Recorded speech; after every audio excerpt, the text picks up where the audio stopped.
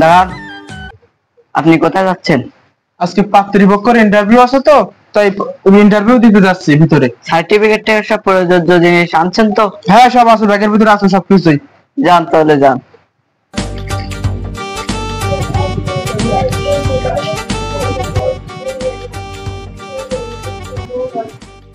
দাঁড়ান, আপনি কে? আজকে পাত্রীপক্ষের ইন্টারভিউ আছে তো, ওই জন্য ইন্টারভিউ দিতে যাচ্ছি। তারপরে সার্টিফিকেট আনছেন? জি, নিয়ে আসছি। যান তাহলে। আচ্ছা।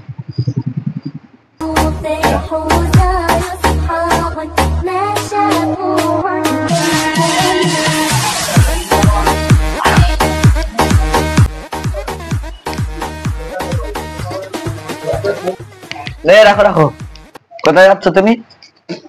এখানে কোনো চাকর বাকর এলাও না। এখানে শুধু যাবে যারা পাত্রীর পক্ষে দেখতে আসছে তারা। যাও যাও, বাইরে যাও। পাত্রী দেখতে যাচ্ছি, আমার সার্টিফিকেট আছে। তোর এই যা চেহারা, এতে তোর আমাদের বোনের কাছে তোর মানায়? যা যা, বাইরে যা। আমার কাছে সার্টিফিকেট আছে, আমি একজন পাত্রী দেখতে যাবো, আমার কাছে সার্টিফিকেট আছে। প্রথম ক্যান্ডিডেট ভিতরে আসেন। আমি আমি আমি আমি কাগজ পেতে এনেছেন? হ্যাঁ, সবকিছু এর ভিতরে আছে। ভিতরে যান। বসবো তাইলে? যান।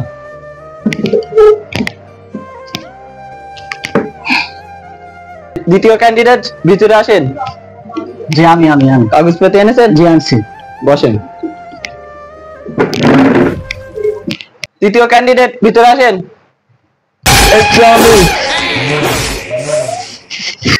দাঁড়ান দাঁড়ান, আরে চাকর বাকর হাতে টাকা না, বাইরে যান, বাইরে যান। আরে ভাইয়া, আপনার তো আমি চিনি না জানি না, তারপরে দেখেন কত সময় ধরে লেট করতেছে। আর কখন ইন্টারভিউ নেবে? এই 1-1.5 ঘন্টা বসে আছি আমরা, আমাদেরকে ইন্টারভিউ নেবে না? আর এইসব চাকর বাকর কোন জায়গাতে আছে? এসব ওইসব এসে এসব মনে করো গাড়ি ড্রাইভার হবে হয়তো বা। সাইডটা সাইডটা পাঁচটা সরো।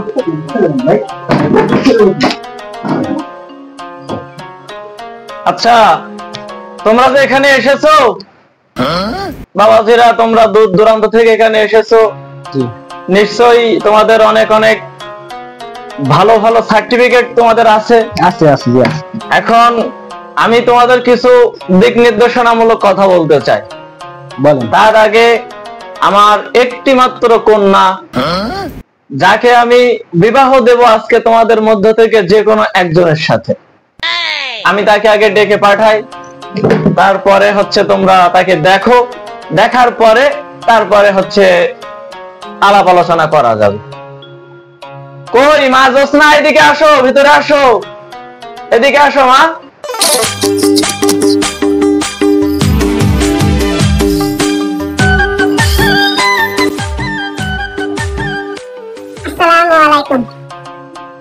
দেখো বাবাজিরা, এই হচ্ছে আমার মেয়ে জোসনা। আর আমার এত সুন্দর একটা মেয়ে আমি বিবাহ দিব তোমাদের মতো এরকম সুদর্শন পুরুষের সাথে। কিন্তু এইটা কিরা, কে কোত্থেকে এসেছে? এরকম কালো কুৎসিত ছেলের সাথে তো আমার মেয়ে আমি বিবাহ দিতে রাজি নেই। আমার মেয়েকে, শুধু এই সুন্দরী মেয়েকে নয়, আমার মেয়ের সাথে আমি দিতে চাই যে আজকের যাকে পছন্দ হবে, যে জামাই পছন্দ করব, তাকে দেওয়া হবে 5 গাড়ি আর 10 বিঘা জমি। আমার ধানি জমি আছে, সেখান থেকে তাকে 10 বিঘা জমি দেওয়া হবে। এখন ইন্টারভিউ শুরু হবে, ইন্টারভিউ শুরু করতে চাই। একে একে আমি প্রশ্ন জিজ্ঞাসাবাদ করতে চাই। আচ্ছা, আমি প্রথমেই শুনতে চাই যে প্রথম ক্যান্ডিডেটের কাছে। আচ্ছা বাবা, তোমার নাম কি? আমার নাম মোহাম্মদ মারুফ হাসান। তো কি করা হয় বাবাজি? আমি সেনাবাহিনীতে জব করি। এই 71 দিনে ছুটি পাইছি, তাই দেশের বাড়িতে আইছি। আর শুনলাম ফেসবুকে দেখছি একটা পোস্ট, আপনি মেয়ে বিয়ে দিবেন, অনেক কিছুই দিবেন, আপনি গাড়ি দিবেন, বাড়ি দিবেন, জায়গা জমি দিবেন, অনেক কিছুই। তাহার জন্য আইছি আমি, তাই আমি আইছি আপনার মেয়েকে বিবাহ করার জন্য। ও আচ্ছা আচ্ছা, ঠিক আছে। তো বাবাজি, তুমি কি চাকরি পেয়েছো কি টাকা দিয়ে না কোটা দিয়ে? টাকা দিয়ে পাইছি। আচ্ছা বাবাজি, ঠিক আছে, তুমি তো চাকরি করতেছো টাকা দিয়ে, সমস্যা নাই।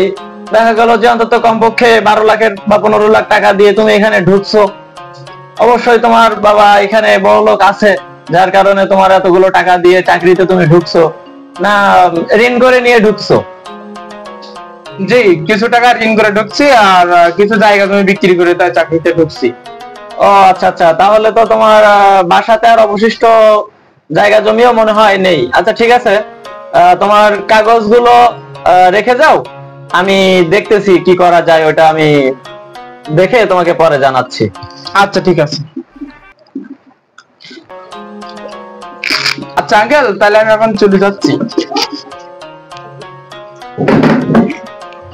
তোমা দেখো, এই যে যে ছেলেটা আসছে সেনাবাহিনীর চাকরি করে, ছেলেটা কিন্তু অনেক ভালো, তারপরে আসলে আমি যেটা চাচ্ছি সেটা আমার মনের মতো হয়নি। ঠিক আছে, আমরা এখনো বাকি তো 2 জন আছে, আমরা দেখি, উনি তো বাইরে বসে আছে, দেখি এদের ভিতরে কেউ তোমার যোগ্য হয় কিনা। আচ্ছা বাবা, তোমার নাম কি? জি, আমার নাম মোহাম্মদ হাসানুল্লাহ। আচ্ছা আচ্ছা ঠিক আছে, অনেক সুন্দর একটা নাম। তো বাবাজি কি করা হয়? যে আমি একজন এমবিবিএস ডাক্তার, আমি কিছুদিন ছুটি পাইছি, মেডিকেলে জব করি। তো আপনার শুনলাম আপনি ফেসবুকে স্ট্যাটাস দিবেন আপনার পাত্রীকে বিবাহ দিবেন, এজন্য আসলাম আর কি। আচ্ছা আচ্ছা ঠিক আছে, তাহলে তুমি তো অবশ্যই শুনেছো জি।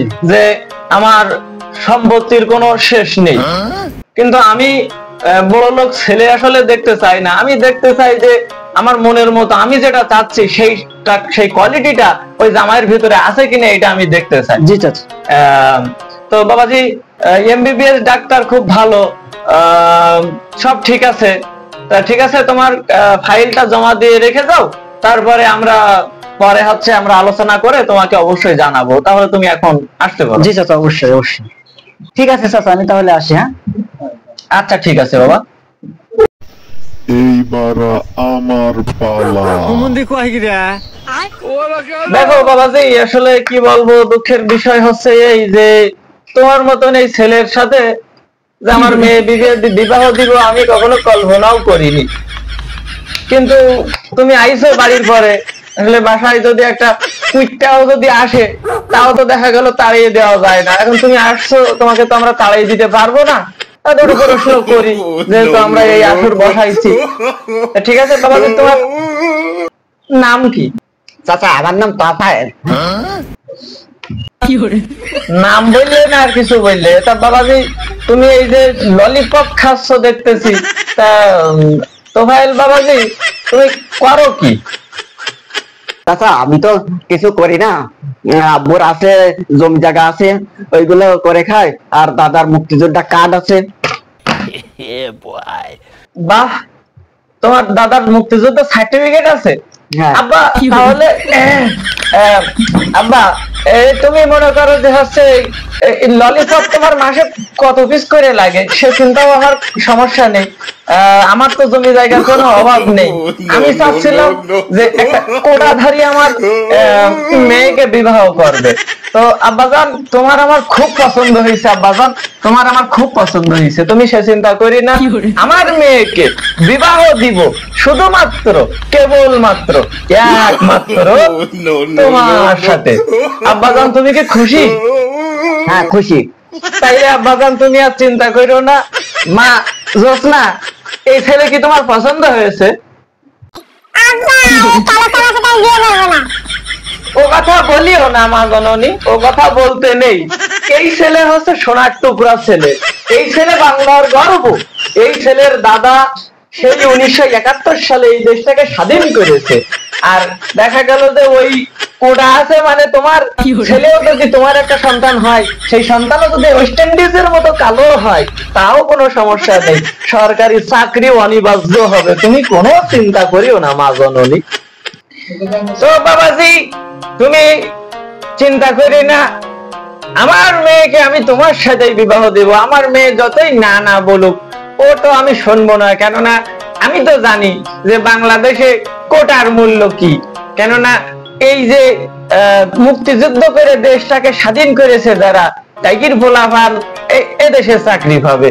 অতএব যারা টাকা ব্যয় করে, অর্থ সম্পদ ব্যয় করে যারা চাকরি করতেছে, চাকরি হলেও হতে পারে, না হলেও না হতে পারে। অতএব আমি ওর মধ্যে নেই, শুধু একটা সার্টিফিকেট থাকলেই তো আমার দেখা গেল যে চাকরি হয়ে যাবে। তাইলে আমার মেয়ে যতই সুন্দরী হোক না কেন, তোমার মতো ওয়েস্ট ইন্ডিজের সাথে বাবা আমার মেয়েকে আমি বিবাহ দিব। এখন তুমি সুন্দরভাবে বাসায় যাও, আর হচ্ছে আমার ড্রাইভারকে আমি বলে দিচ্ছি তোমাকে বাসা পর্যন্ত রেখে আসবে, সমস্যা নেই, সুন্দরভাবে তুমি বাসায় যাও। তো মা চলো আমরা এখন আমাদের পরবর্তী যে কাজ আছে সেইগুলো আমরা যে করি, চলো যাই। বাবাজি তাহলে তুমিও এখন যাও। জি ঠিক আছে বাবা, তাহলে তুমি ভালো থাকো, যাও ভালোভাবে যাও।